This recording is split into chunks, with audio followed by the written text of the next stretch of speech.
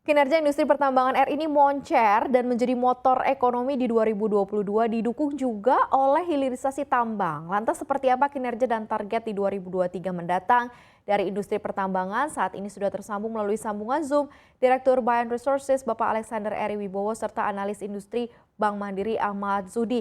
Selamat sore Mas Ahmad dan juga Pak Alex. Selamat sore Pak Alex. Selamat sore. Selamat sore. Baik, kita lihat terlebih dahulu ya. Kita awali dengan kinerja ekonomi di Indonesia saat ini. Apakah memang sesuai dengan kondisi fundamentalnya, kondisi real fundamentalnya? Seperti apa Pak Alex kalau yang Anda lihat? Ya, saya pikir kinerja ekonomi Indonesia terus menguat di tengah perlambatan ekonomi global dan ancaman kenaikan inflasi. Artinya pemerintah perekonomian Indonesia berhasil meredam.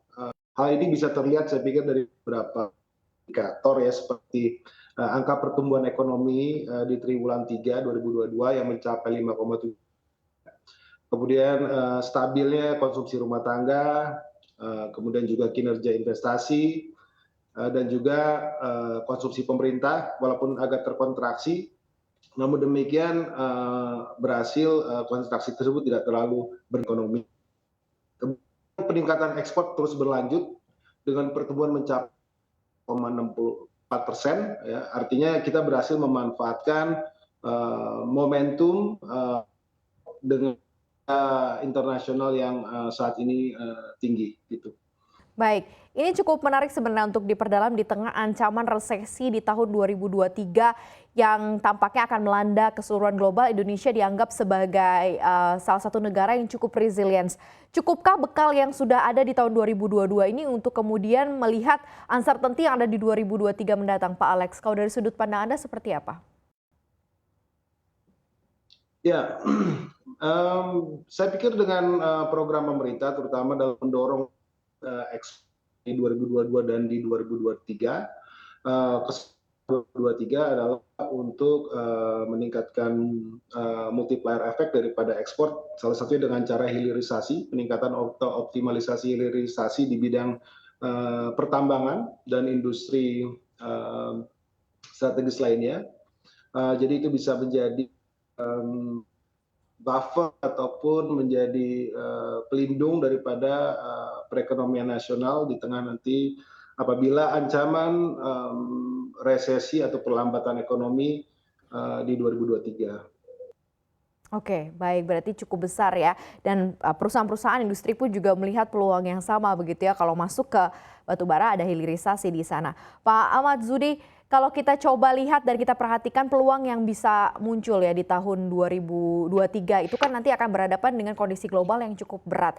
Sementara Indonesia punya banyak sekali market di luar, kita butuh kestabilan di sana. Seperti apa sebenarnya nanti Indonesia sebagai satu negara yang dianggap resilience ini mampu mengatasi berbagai macam hal, khususnya kondisi pasar yang agak cukup bergejolak pastinya dengan adanya resesi di kawasan global. Ya, kalau untuk pasar batubara sendiri ya, Mbak Maria, kita lihat sebenarnya 2022 ini Indonesia udah membuktikan kita nggak cuma bergantung sama pasar yang konvensional seperti China dan India, kita juga sudah mulai masuk ke pasar-pasar di belahan bumi utara sebagai contoh Uni Eropa yang pada akhirnya kembali menggunakan batubara. Peluang-peluang seperti ini yang harus terus dieksplor oleh pemerintah, jadi sehingga jika ada perubahan kebijakan di pasar konvensional, terutama China dan India yang pada saat ini berkomitmen untuk meningkatkan produksi batubara domestik mereka, sehingga ke depannya mungkin saja ekspor batubara kita ke mereka akan berkurang. Kita punya backup pasar yang terus berkembang sehingga dapat menopang bisa dibilang penopang penghasilan ekspor dari batubara seperti itu, Mbak Maria. Baik, tadi sudah di-mention ya oleh Pak Alex ya sebelumnya terkait mengenai hilirisasi mungkin di industri batubara menjadi salah satu poin penting dan point of view dari komoditas ini. Anda melihatnya seperti apa sih step up yang dilakukan oleh Indonesia terkait hilirisasi ini, Mas Ahmad? Kalau hilirisasi sendiri sebenarnya ini setiap komoditas punya ciri khas masing-masing ya, Mbak. Ada yang memang diperuntukkan untuk hilirisasi seperti yang kita lihat di nikel, dan pemerintah punya komitmen ke depan untuk yang jangka pendek sekarang ada bauksit dan juga timah akan dikembangkan hilirisasinya. Ada karakteristik yang berbeda antara batubara dan mineral lainnya nih. Kalau mineral lainnya memang kita lihat ya proses transisi energi ini menopang permintaan dari produk turunan mineral seperti nikel dan juga aluminium dari sebagai contoh pengembangan alumina untuk EV dan segala macam. Tetapi kalau untuk dari batu bara sendiri, sebenarnya dari sisi bisa dibilang cost and benefit masih banyak sekali yang harus ditinjau. Yang pemerintah saat ini lakukan kan kita punya rencana untuk pengembangan di metal ether, tetapi asumsi pada saat melakukan analisis itu harga batu bara domestik kita akan tetap rendah, padahal kita tahu sendiri pada tahun 2022 harga batu bara dengan kalori rendah sekarang bisa mencapai 80 hingga 90 USD. Sehingga banyak sekali revisi-revisi yang harus dilakukan untuk melihat apakah melakukan hilirisasi ini menjadi satu hal yang masih sangat mungkin untuk dilakukan seperti itu. Pak Alex, Anda melihatnya seperti apa nih dari statementnya dari Mas Ahmad begitu ya. Kita kan juga sebenarnya lihat bahwa di masa sunset industri atau khususnya di batu bara, ternyata permintaan batu bara di beberapa kawasan misalnya seperti China, kemudian India dan juga kawasan Eropa ini cukup besar sekali ternyata. Di tahun 2023 bahkan banyak anggota atau mungkin para produsen batu bara Indonesia naikin produksi karena memang banyak sekali permintaan ke sana. Anda melihatnya seperti apa nih Pak Alex? Ya, pertama kita lihat permintaan batu bara dari Eropa. Kita tahu bahwa di Eropa ini memiliki layer sistem energy security berlapis ya, di mana batu bara pada akhirnya diperlukan karena untuk menjaga ketahanan energi di Eropa sendiri. Sehingga hal ini yang menimbulkan permintaan menjadi tinggi ya. Namun demikian harga melonjak gitu kan, karena memang sebenarnya biasanya penjualan batu bara itu sudah di lock di awal tahun. Artinya permintaan mendadak itu akan menjadi sulit bagi produser untuk memenuhi permintaan yang terlambat gitu ya.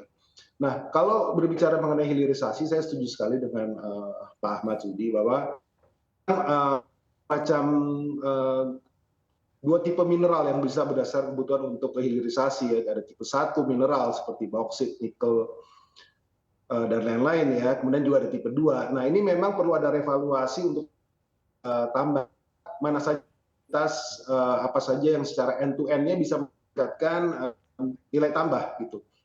Nah, sedangkan untuk kebijakan batu bara memang perlu di riset ya, karena adanya perubahan dari variabel-variabel harga batu bara sendiri gitu. Misalkan dengan asumsi daya konstruksi dan 5% pengembalian untuk setiap supplier coal dan plan DME gitu, harga DME akan mencapai kurang lebih bisa $601 per ton, sehingga bisa menjadi belum profitable gitu. Jadi untuk hilirisasi setiap jenis memiliki karakteristik market yang berbeda-beda gitu. Untuk batu bara DME memang akan lebih baik, memang perlu dievaluasi terkait tingkat profit komersial visible-nya.